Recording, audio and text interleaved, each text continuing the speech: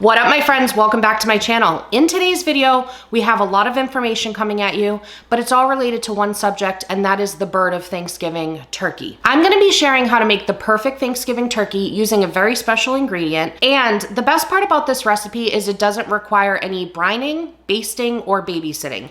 This is a foolproof turkey, so if you've been intimidated by turkey for a while, you're gonna wanna watch this video. We're gonna be going over some of my top tips. I'm gonna cover the tools that I use, the ingredients that I use, a full recipe walkthrough on the turkey, as well as a recipe walkthrough for a gravy and a turkey stock that helps minimize food waste. And my hope is that this is gonna instill confidence in you to pull off that turkey on Thanksgiving Day. We are gonna start off with some of my tips for making Thanksgiving a little bit easier on you. The first one that I have is simply to print out your recipe or put it on some type of device that's easy to access while you're in the kitchen. And if you're using like an iPad or a tablet, make sure you turn off the thing where it keeps going back to the screensaver or locking the screen, because it's so irritating when you have turkey juices on your hands and you can't see the recipe. That's kind of why I like to print out the recipe. So anyways, get your recipe gathered together. I will have mine down in the description box below. And I would recommend doing that either the night or a couple days even before, because on Thanksgiving morning, you're gonna wanna just walk in and get to work. The next thing that I like to do the day before is make sure that my workspace is completely clean. So before you go to bed for the night before,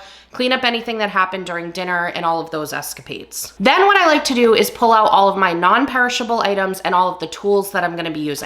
So that's what I did, as you can see here. I have all of my ingredients on this side. I started off with non-perishable, and then I started adding in some that don't require as much refrigeration. And then last things I'll pull out is the turkey itself, because that one I didn't want obviously coming to room temperature waiting on me. And then over here, I have all of the tools that we're gonna be using, and we will be covering both of these categories in a minute. Now, in this video, we're gonna be just focusing on the turkey, but at this point, if I was doing an actual Thanksgiving day, I would take all of the recipes that I'm gonna be using and check to see what type of produce prep that I need to do. So if there's any washing or dicing that I need to do, I would look at all of my recipes and see, hey, I'm gonna need 4 white onions diced up or whatever. I would go ahead and get that on the agenda, so then that way I know I can just mass prep all of the produce at once for all of my recipes. And that is always how I start first. So we're gonna see in the video when we get to that point that I'm always gonna start with prepping the produce first, because once you go to execute the actual turkey, you want it to be as dump and go as possible to make it a little easier on yourself. So if you happen to have a half hour to spare the night before Thanksgiving,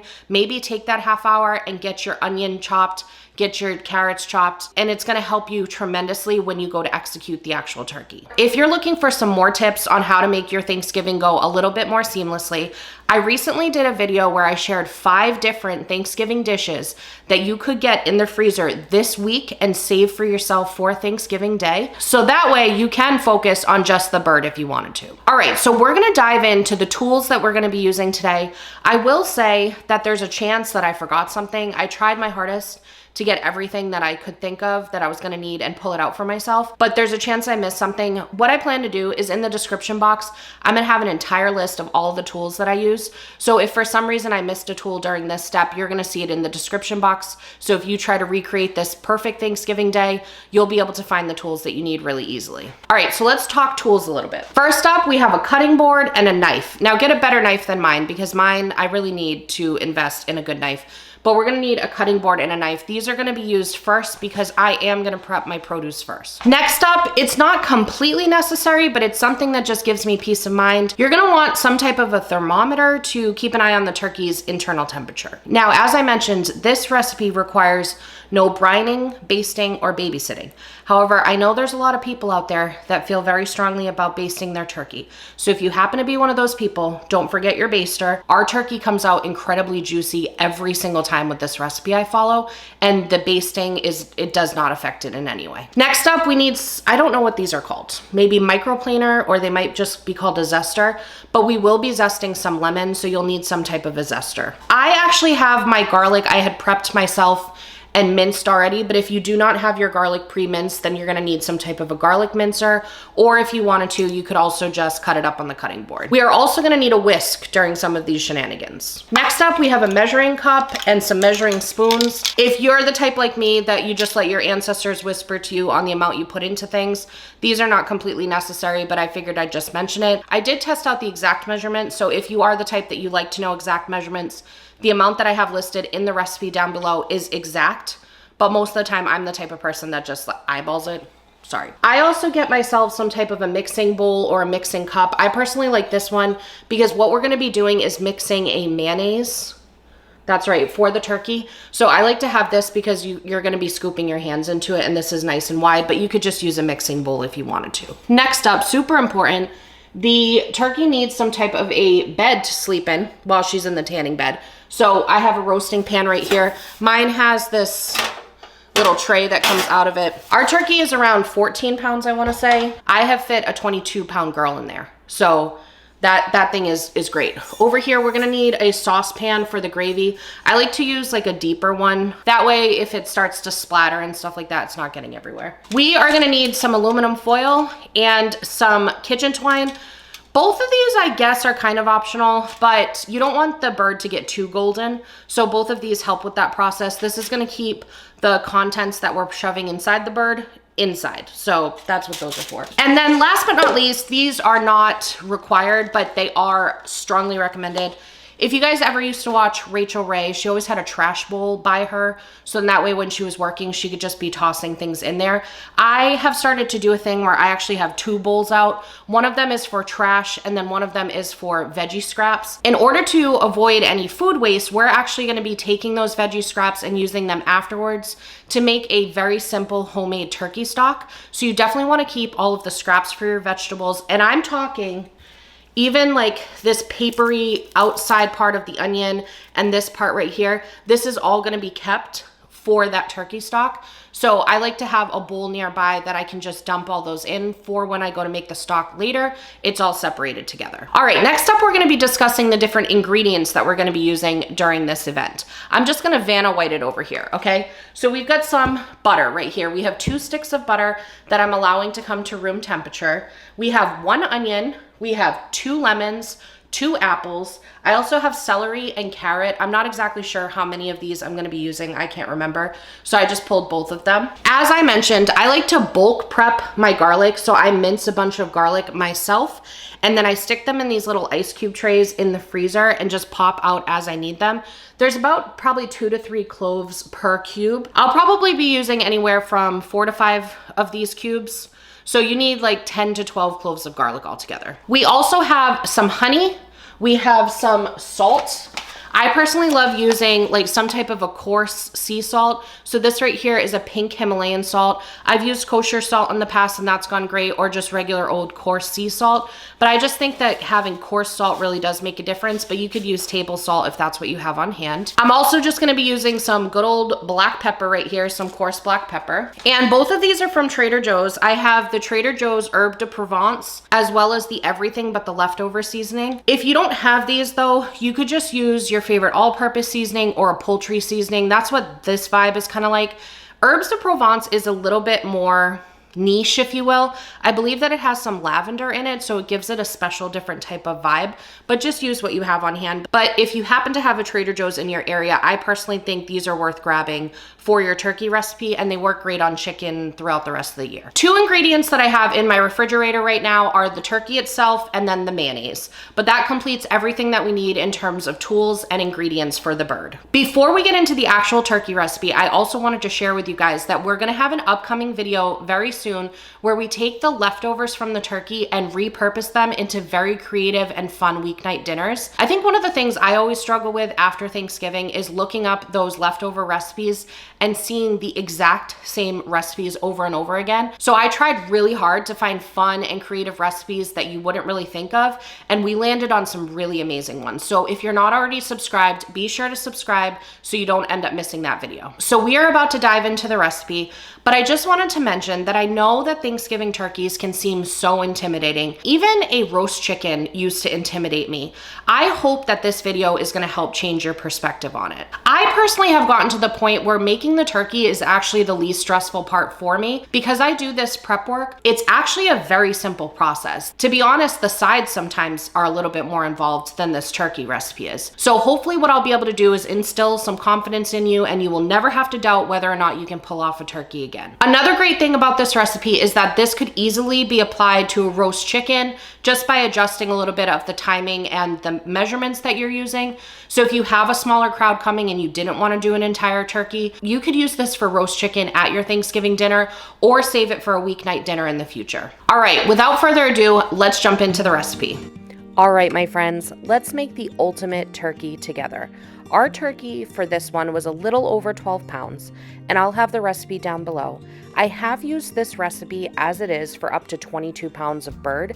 I just ended up needing to adjust the mayonnaise and the butter, but the rest of the ingredients are really flexible to work with for a variety of weight on the turkeys. I got started by working on the produce first, as I had mentioned. I cored the apples and diced them into chunks and then put them in a little mixing bowl. Make sure to save all the scraps from this step, even the apple core, because we're going to use it later. I then zested my lemon and diced it into wedges, and I took a couple of those wedges and juiced it over the apples to keep them from browning while we worked on everything else. I then realized I had not washed the carrot, celery, or onion. I had already washed the apples and lemons, so I took some time to do that. I personally use the Trader Joe's fruit and vegetable wash for this, but vinegar would work great too. I then diced up the onion, carrot, and celery, even keeping the inside part of the celery.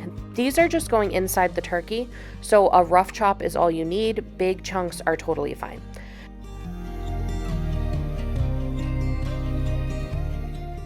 Next up, I got myself a little container and I just combined all the seasonings we're going to be adding to the turkey. I don't want to be touching seasoning bottles if I don't have to, so I like to keep it in a little bowl. I then diced up the softened butter to save myself a step for later, and then moved on to mixing up the mayonnaise mixture, which consists of mayonnaise, honey, garlic, and the seasonings. Once all the prep work is done, we get to the least glamorous part of these shenanigans, which is to prep the bird itself. I like to do this in my sink just to keep the mess contained. One tip I have is when I store the turkey in the fridge, I like to keep it in a plastic bag to prevent any juices from leaking out, even though it's already in its own packaging. I found that just helps when it's defrosting in the fridge. So I worked on getting the turkey out of all of that and placed it in the roasting pan. The innards of this turkey are not going to waste, so I took them out and got them in a little saucepan because we're going to be making a giblet stock with them. At this point, I preheated the oven to 350 degrees and got that saucepan on the stove on medium heat. I simmered the giblets with water, vegetables, garlic, a bay leaf, and peppercorns. Everything you need to know about the measurements for this will be down in the description box. I brought it to a low boil, kicked the heat all the way down to low, and I just let this cook low and slow on the stove while we worked on everything else. We'll come back to it later. Now we have to get hands-on with the turkey. If this part freaks you out, we're going to be working with mayonnaise, and with the raw turkey, you can always get yourself some food-safe gloves, but for me personally, I don't mind just going in it with my hands. I pat the turkey down with some paper towels, flipped it on its belly in the roasting pan, and got to work on the bottom first. I took about half of the butter that I had put aside for myself and started to work it between the turkey's skin and the meat. This part takes a little getting used to because you don't want to rip the skin, but you also want to give yourself enough room to get the butter in there. Next, I slathered the mayonnaise mixture all over the bottom of the turkey, making sure to coat every nook and cranny, and then I flipped it over and repeated the same steps on the top. Next up, I stuffed the cavity with those lemon wedges first, then added the onion, apple, celery, and carrots. If it all doesn't fit, just scatter the extras around the turkey in the pan. Just make sure that the lemon is only inside the bird and not in the roasting pan, because we will be using those pan drippings for gravy for later, and we don't want too strong of a lemon flavor flavoring that. I like to cover up the wings with a little bit of foil to avoid burning and tie the legs together with kitchen twine. She's going in the oven for 2.5 hours at 350 degrees. After that, you just want to lower the heat to 300 and keep an eye on the skin. If it looks like it's starting to get a little too dark, you can just cover it up with foil. This will roast until the thickest part of the thigh hits 165 degrees, but you're also going to want to check and make sure that the breast came to temperature as well. For us, it took about another hour. While we were waiting for the turkey to finish, I got the gravy started. I first strained the giblets from the broth. I set the broth aside, and I put the giblets with the veggie scraps from earlier because we'll be using them for the turkey stock. In a medium saucepan, I melted butter and whisked flour in for a roux, and then I stirred in the giblet broth, added pan drippings, seasonings, salt, and pepper, and then let it thicken up. If you like a really thick gravy, you can always add additional flour if you need to. I reduced this to low and just kept it warm on the stove until I was ready to serve. Once the turkey hit temperature, I transferred it onto a serving dish, and I let that rest under foil for about 25 minutes before we got to carving it. I was sitting in the other room while John was carving this turkey, and the commentary coming from him was absolutely hilarious. He just kept commenting on how the turkey was just basically falling off of the bone. I'm telling you guys, if you want a really juicy and tender bird this Thanksgiving at your table, you're gonna want to use this recipe. And we definitely don't want those turkey scraps to go to waste. We're gonna use them for a turkey stock. Okay friends, so now we're gonna get started on the turkey stock. So we made the turkey yesterday and it ended up getting kind of late. John ended up just bagging for me the bones that were left over after he carved the turkey. I have like half an onion that was left over. I have some minced garlic that we'll be using. I'm probably gonna throw in another onion into this, and these are both rinsed onions.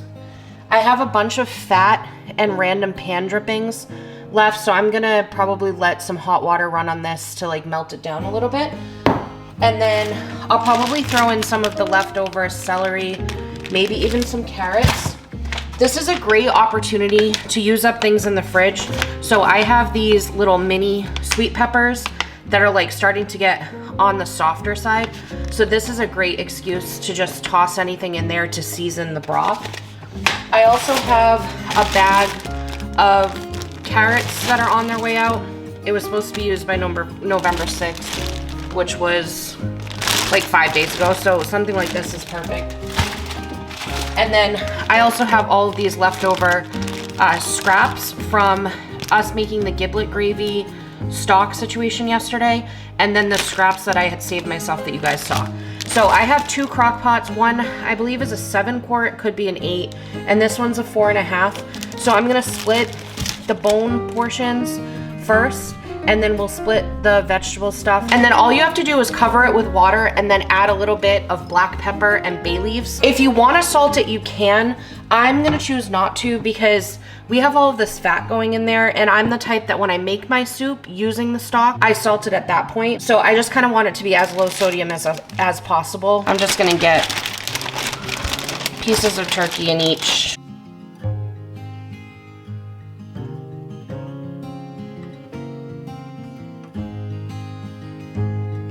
I just broke like the neck part in half. We'll just put a little in each. And I think these are the giblets. I think that's what those are called, so a little in each. The best part about this is you don't have to dice things small at all. Or nicely, they just can go in there chunks like this.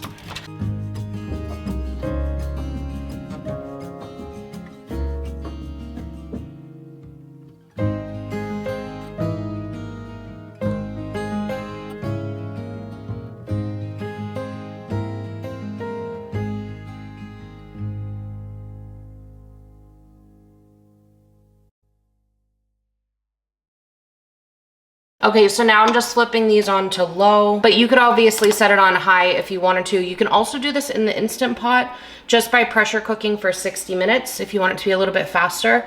And you could obviously do it on the stove if you wanted, but I just like doing it in the crock pot because I don't have to think about it. I let this cook for 6 to 8 hours on low, and then I strained it before putting it into a container.